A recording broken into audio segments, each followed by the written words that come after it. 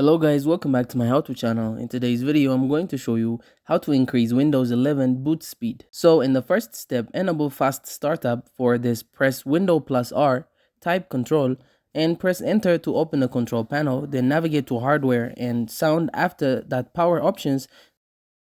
Then choose what the power button do. Click change settings that are currently unavailable. Under shutdown settings,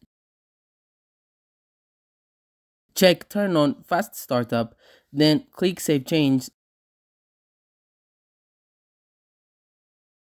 In the next step, disable unnecessary startup programs. For this, press Ctrl plus Shift plus Escape to open Task Manager. In the next step, navigate to the Startup tab. In the next step, right-click unnecessary programs and select Disable. Lastly, adjust BIOS settings. For this, restart your PC and enter BIOS or UEFI settings commonly by pressing F2, Tel, or Escape during startup. Enable fast boot if available. Sure the boot order prioritizes your primary storage drive, and that's it. Thank you guys for watching this video. If this video was helpful, don't forget to like and subscribe to my how to channel.